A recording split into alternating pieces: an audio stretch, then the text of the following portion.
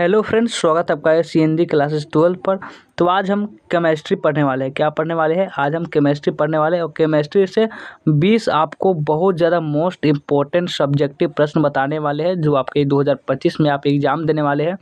तो आप इस वीडियो को अच्छे तरीके से देख सकते हैं ताकि आपको जो भी प्रश्न बताया जाए उसको अच्छे तरह से समझ लें, क्योंकि ये सभी प्रश्न बिहार बोर्ड एग्जाम के लिए बहुत ज़्यादा इंपॉर्टेंट है।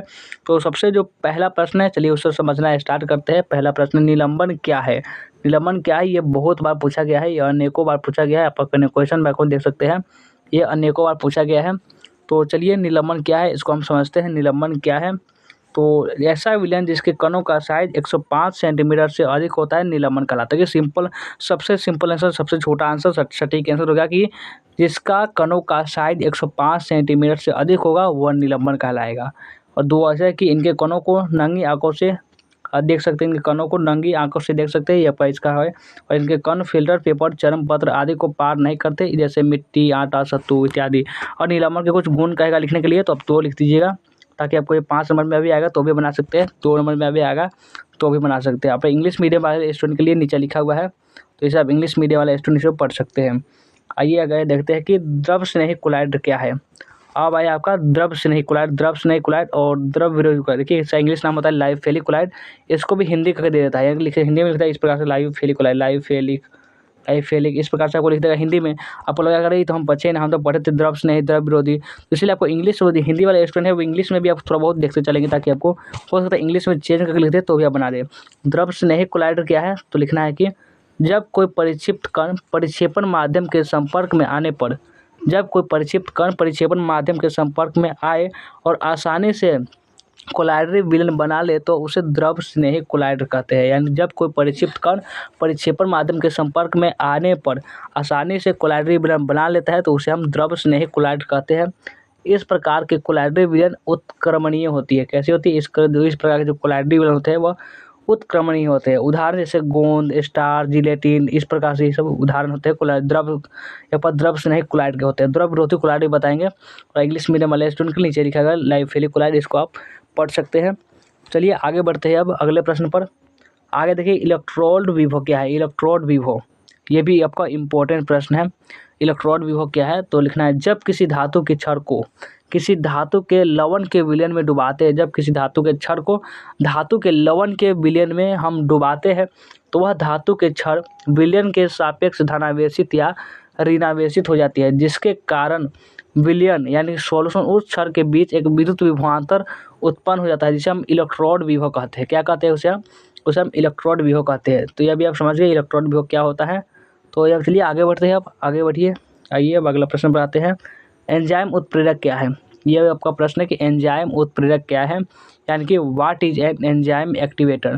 तो लिखना कैसे है कि एक जटिल नाइट्रोजन युक्त कार्बनिक पदार्थ है। यह क्या होता है? एंजाइम उत्प्रेरक एक जटिल नाइट्रोजन युक्त कार्बनिक पदार्थ होता है जो अनेक जैविक और रासायनिक क्रियाओं को संपादित करता है और एंजाइम उत्प्रेरक कहलाता है। यानी कि यह एक जटिल नाइट्रोजन युक्त कार्बनिक पदार्थ होता है जो अनेक बहुत सारे जैविक जो रासायनिक क्रियाओं को संपादित करता है, उसे हम एंजाइम उत्प्रेरक कहते हैं। एंजाइम प्रायः प्रोटीन होता है। एंजाइम प्रायः क्या होता है? यह प्रोटीन होता है। तो एंजाइम उत्प्रेरक भी समझ गए। आइए आगे आते हैं कि प्राथमिक सेल से आप क्या समझते हैं। प्राथमिक सेल और द्वितीयक सेल इंपॉर्टेंट है। प्राथमिक सेल से क्या समझते हैं? तो जिस बैटरी में रेडॉक्स अभिक्रिया केवल एक ही बार होती है, जिस भी बैटरी में रेडॉक्स अभिक्रिया सिर्फ और सिर्फ एक ही बार ही होती है, दोबारा नहीं होती है, तथा कुछ समय तक प्रयोग के बाद निष्क्रिय हो जाती है। कुछ देर तक प्रयोग करेंगे उसके बाद क्या होगा? यह निष्क्रिय हो जाएगा एवं पुनः प्रयोग में नहीं लाया जा सकता है। बिना प्रयोग में नहीं लाया जा सकता है, यानी दोबारा उसको प्रयोग हम नहीं कर सकते, उसे हम प्राथमिक सेल कहते हैं। क्या कहते हैं? प्राथमिक सेल कहते हैं। यानी कि what do you understand by primary cell. इसको अब हो सकता है कि इसको प्राइमरी सेल ही बोल दीजिए। कि इंग्लिश आप हिंदी वाले हैं लेकिन इंग्लिश में ही पढ़िए, हम आपको यही सजेस्ट देंगे कि आपको इंग्लिश में ही पढ़िए, क्योंकि इंग्लिश नाम को हिंदी में कर देता है। प्राइमरी इसको लिख देगा प्राइमरी सेल। इस प्रकार से आप सोचेंगे कि हम तो प्राथमिक सेल पढ़े तो ये प्राइमरी कहाँ से आ गया। इसीलिए आपको क्या करना है कि हिंदी और इंग्लिश दोनों में थोड़ा बहुत समझते हुए चलना है, ताकि आपको हो सकता है कि अगर नाम चेंज कर देगा कन्फ्यूज जाएंगे, सारा पढ़ा डरा पर पानी फिर जाएगा, आपको भी पता नहीं चलेगा कि ये इंग्लिश नाम है और ये हिंदी पर गए होंगे। हो सकता है इंग्लिश में बिहार बोर्ड खेला बहुत कर रहा है, इसको क्या करेंगे हिंदी में इंग्लिश में कन्वर्ट कर रहा है, इंग्लिश को हिंदी में कन्वर्ट कर रहा है। इसी कारण जो बच्चे होगा वो कंफ्यूज करके जा रहे हैं। लेकिन अगर जो आपको पूरा इंग्लिश में भी देखे रहेंगे तो आप कंफ्यूज कैसे बिहार बोर्ड घुमा कैसे भी क्वेश्चन दे आप आसानी तरीके से बना देंगे। तो चलिए अब अगला प्रश्न पर आते हैं। आइए अब अगला प्रश्न पर देखते हैं कि फॉर्मिक अम्ल एसिटिक अम्ल से अधिक सबल है क्यों? जो भी आपका ये फॉर्मिक अम्ल है वह एसिटिक अम्ल से अधिक सबल है क्यों? तो फॉर्मिक अम्ल एसिटिक अम्ल से अधिक प्रबल है क्योंकि एसिटिक अम्ल में मिथाइल ग्रुप द्वारा +1 प्रभाव दिखाया जाता है, यानी +1 जो होता है वह प्रभाव दर्शाया जाता है या दिखाया जाता है, जो एसिटिक अम्ल की अम्लीय शक्ति में काम कर देती है, कम कर देती है। क्या काम नहीं होगा, जो दिखाया जाता है कि एसिटिक अम्ल की जो अम्लीय शक्ति होती है उसको कम कर देती है, अतः फॉर्मिक अम्ल एसिटिक अम्ल से अधिक प्रबल होता है। जैसे आपको उदाहरण के लिए HCOOH का ये हो जाएगा, और इसमें इंग्लिश में कि 5 formic acid is stronger than electric acid. तो अब आइए अगला प्रश्न पर, यह है आपका शॉटकी दोष। शॉटकी दोष क्या होता है? देखिए शॉटकी दोष और फ्रेंकल दोष ये आपका इंपॉर्टेंट होता है, तो इसको आपको पढ़ना चाहिए। शॉटकी दोष क्या होता है? तो इस प्रकार के दोष क्रिस्टल में तब उत्पन्न होते हैं, यानी इस प्रकार के जो शॉटकी दोष होते हैं वे क्रिस्टल में तब उत्पन्न होते हैं जब क्रिस्टल से समान संख्या में धन आयन और ऋण आयन दोनों बाहर चले जाते हैं। शॉटकी दोष में जब शॉटकी दोष होगा यह क्रिस्टल में तभी उत्पन्न होगा जब समान संख्या में धन आयन यानी कि प्लस और माइनस, यानी एक प्लस जाएगा तो एक माइनस जाएगा, यानी चलिए इसको हम अभी समझाते हैं आपको। देखिए ये क्या होगा, मान के चलिए आपका ये है, इसमें शॉटकी दोष क्या होता है, मान के चलिए आपका ये शॉटकी दोष है, ये आपका है शॉटकी दोष, आपका शॉटकी दोष है।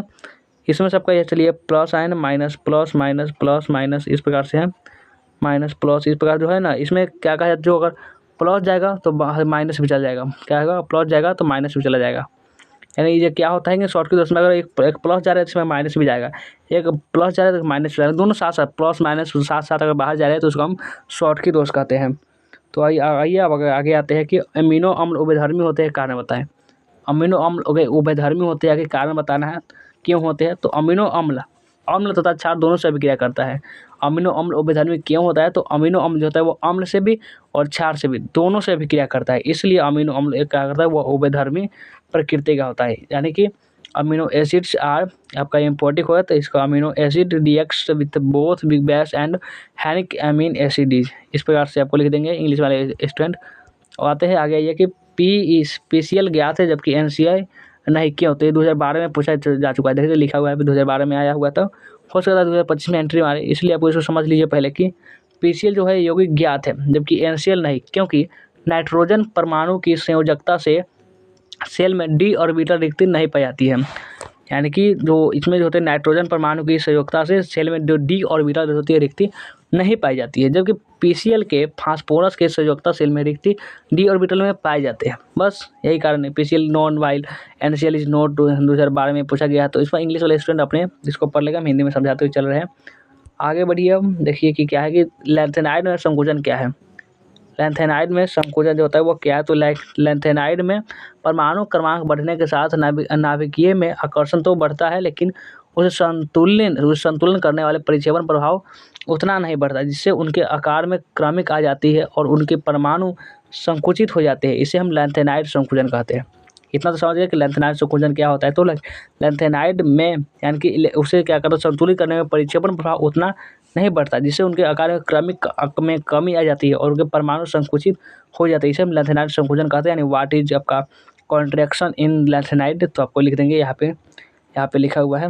तो अब आगे बढ़िए, आते हैं अगले प्रश्न पर। देखिए आगे आइए, अगला प्रश्न की सक्रिय ऊर्जा क्या है। सक्रिय ऊर्जा क्या है तो लिखना कैसे है, इसको लिखना कैसे चलिए बताते हैं। लिखना है कि आपको कि रासायनिक अभिक्रिया में ऊर्जा अवरोध को पार करने के लिए जितनी ऊर्जा की आवश्यकता होती है उसे प्रतिक्रिया को उसे सक्रिय ऊर्जा कहते हैं। जिसे पढ़ाई आपका ये से निरूपित करते हैं, इसे कहते हैं मान देहली ऊर्जा से कम होता है, यानी कि व्हाट इज एक्टिवेशन एनर्जी, तो लिख देंगे सक्रिय। हो सकता है कि हिंदी में लिख दे कि एक्टिवेशन एनर्जी, ये हिंदी में इस प्रकार से आपको एक्टिवेशन हो सकता है आपको इस पर से एक्टिवेशन एनर्जी आपको लिख दे, यानी तो बिहार बोर्ड का आप कैसे अगर इंग्लिश जानते नहीं रहेगा तो कैसे आप लिखिएगा, आपको तो पढ़ कर जाइए रहेगा सक्रिय ऊर्जा दे देगा एक्टिवेशन एनर्जी, इसलिए दोनों भाषा में पढ़ते हुए चलिए। अब है 12 प्रश्न के HF जो है वह HI की तुलना में दुर्बल अम्ल है। HF क्या है, वह HI की तुलना में दुर्बल अम्ल है। कैसे? देखिए 2010 यहाँ पर देखिए 2010, 13, 14, 15, 18 इतना साल पूछा गया है, 5 साल पूछा गया। देखिए 5 साल पूछा गया तो क्या प्रश्न को जानना आपको इम्पोर्टेंट नहीं है, बहुत ज़्यादा इंपॉर्टेंट है। HF जो है HI से शक्तिशाली है, क्योंकि HI से आयोडीन का आकार HF के फ्लोरीन से बड़ा होता है। HF जो है वो HI से शक्तिशाली है क्योंकि HI से आयोडीन का जो आकार होता है वो HF के फ्लोरीन से बड़ा होता है, जिसके कारण फ्लोरीन के वियोजन ऊर्जा का मान अधिक होता है, जिसके कारण यह आसानी से एच जो होता है वो एच प्लस आयन मुक्त नहीं करता, जबकि एच आई करता है। और यही कारण है कि एच एफ जो है एच आई की तुलना में दुर्बल है। कि क्यों, किस लिए, ये वाला सवाल होता है हर साल पूछे जाते हैं, इसमें कोई संदेह नहीं है कि ये नहीं आएगा, ये हर साल पूछे ही जाते हैं। अम्लीय वर्षा से आप क्या समझते हैं, समझाइए अम्लीय वर्षा क्या होता है, इसे आप क्या समझते हैं। कल कारखानों, जो भी कल कारखाना हो जाता है, जब जहाँ से धुआं निकलता है, जहाँ पे चिमनी से हो गया, कल कारखाने यहाँ पे बहुत सारे जो होते हैं जिसमें फैक्ट्रीज होते हैं, कल कारखानों, बिजली घरों तथा स्वचालित वाहनों में जीवाश्म ईंधनों का इस्तेमाल होता है। कैसा होता है, जीवाश्म जो ईंधन होते हैं उसमें उसका इस्तेमाल यूज किया जाता है। इन ईंधनों के जलने से SO2 व NO2 गैस बनती है। कौन कौन सी गैस, आपका SO2 और NO2, दो प्रकार गैस बनती है, SO2 और NO2, जो वायु में मिश्रित होकर वायु को प्रदूषित कर देती है। हवा में ये मिश्रित हो जाती है एयर में और वायु को प्रदूषित करने लगती है, यानी उसको क्या कर सकती है, उसको क्या एक तरह से विषैले करने लगती है। वायु में जल की उपस्थिति में SO2 ऑक्सीकृत होकर H2SO4 एवं NO2 ऑक्सीकृत होकर HNO3 में हो जाता है। यह अम्ल वर्षा के जल के साथ धरती पर आते हैं, इसे अम्ल वर्षा कहा जाता है। तो यह भी समझ गए। आइए हम गैंग क्या है, अब आते हैं गैंग क्या होता है। अयस्क में जो अशुद्धियाँ उपस्थित होती है उसी अशुद्धियों को हम गैंग कहते हैं। सिंपल आंसर है, जो भी अयस्क में जो अशुद्धियाँ उपस्थित होती है उसी अशुद्धियों को हम गैंग कहते हैं। जैसे आपका हेमेटाइट में अशुद्धि के रूप में बालू SiO2 पाया जाता है, जैसे उसे जो है आपका गैंग है। अब आइए आगे आइए, अगला प्रश्न पर फटाफट से आइए। निस्तापन क्या है, अब आपका सवाल आता है निस्तापन क्या है। वैसे प्रक्रिया जिसमें सांद्रित अयस्क को उसके गलनांक से नीचे तापक्रम पर वायु की अनुपस्थिति में गर्म किया जाता है, जिसके फलस्वरूप कार्बोनेट एवं हाइड्रेट अयस्क ऑक्साइड के रूप में परिवर्तित हो जाते हैं, उसे निस्तापन कहते हैं। यानी जैसे प्रक्रिया जिसमें सांद्रित अयस्क को उसके गलनांक से नीचे तापक्रम पर, जो भी गलनांक होगा नीचे तापक्रम पर गर्म किया जाता है, जिसके फलस्वरूप जो होता है कार्बोनेट और हाइड्रेट अयस्क दोनों का निर्माण होता है। जैसे आपका CaCO3 आपका निस्तापन, CO प्लस CO2 होगा, ये आपका निस्तापन का एक एग्जाम्पल है। ये नेक्स्ट क्वेश्चन है कि फॉर्मेलिन के दो प्रयोग होता है। फॉर्मेलिन हर साल पूछे जाने वाला जो है आपका ये क्वेश्चन है, तो ये इंपॉर्टेंट है। फॉर्मेलिन के दो उपयोग होता है, दो लिखना है कि सबसे लिखना है फॉर्मेलिन के दो उपयोग है, वो निम्नलिखित है। सबसे पहला मृत जीवों के परीक्षण में किया जाता है फॉर्मेलिन का उपयोग, और दूसरा पौधों के परीक्षण में। ये दोनों जो आपका हो जाएगा फॉर्मेलिन के दो उपयोग। आगे आते हैं, अब है कि आणविक क्रिस्टल की विशेषता बताएं। आणविक क्रिस्टल की क्या क्या विशेषता है, यही आपसे पूछा जा रहा है कि आणविक क्रिस्टल की विशेषता बताएं। तो सबसे पहले लिखना है कि आणविक क्रिस्टल की विशेषता जो है वह निम्नलिखित है। ये वाष्पशील होते हैं, दूसरा इसकी वाष्प ऊर्जा का मान जो होता है वह कम होता है, और तीसरा इसके गलनांक तथा क्वथनांक भी कम होते हैं, और चौथा यह प्रायः नरम होते हैं। ये सब क्या है, आणविक क्रिस्टल के ये सब विशेषता है। यानी कि आपका ये हो जाएगा कैरेक्टरिस्टिक्स ऑफ मॉलिक्यूलर क्रिस्टल्स। अब आइए आगे आते हैं, अब अगला प्रश्न पर देखते हैं। दो प्रश्न और बचा हुआ है, ये देखिए आपका ज़्यादा प्रश्न नहीं है। ईथर का क्वथनांक अल्कोहल से कम होता है, क्यों। ईथर का जो क्वथनांक होता है वो अल्कोहल से कम होता है, क्यों। तो ईथर में हाइड्रोजन बंधन अनुपस्थित रहता है। ईथर में क्या रहता है, हाइड्रोजन बंधन अनुपस्थित रहता है, जबकि अल्कोहल में हाइड्रोजन बंधन उपस्थित रहता है। अतः ईथर का जो क्वथनांक होगा अल्कोहल से काफ़ी कम हो जाता है, यही कारण है, ज़्यादा कुछ कारण तो है नहीं। आगे बढ़िए, अब है आपका कि ओजोन के विरंजक गुण। ओजोन के विरंजन गुण को लिखने के लिए बोला जा रहा है, तो 2014 में, 2021 में, 2017 में इतना साल पूछा गया है ओजोन के विरंजक गुण। तो लिखना है कि ओजोन क्या है, कि ओजोन के विरंजक गुण निम्नलिखित है। सॉरी, चलिए,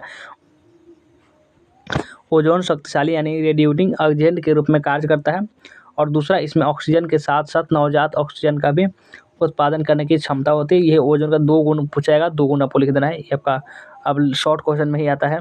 अब आते हैं कि आपका अंतिम प्रश्न है कि संचायक बैटरी से आप क्या समझते हैं। संचायक बैटरी से आप क्या समझते हैं, जो BSc 2021 में जो है ये पूछा जा चुका है। संचायक बैटरी से आप अगर समझते क्या है, तो इस प्रकार के सेल विद्युत धारा या ऊर्जा का ब्रह्मा स्रोत की सहायता से संग्रहित करता है।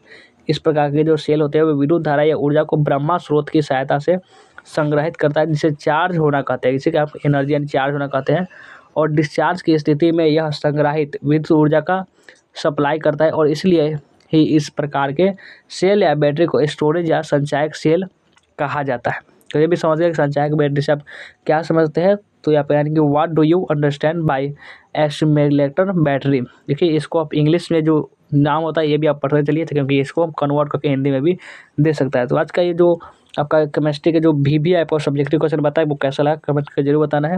वीडियो को लाइक नहीं किया तो लाइक भी कर लेंगे, शेयर भी कर देना है, और जो भी नए स्टूडेंट हो वही चैनल को सब्सक्राइब भी कर लीजिए। चलिए वीडियो को एंड करते हैं, मिलते हैं फिर इसी नेक्स्ट वीडियो में।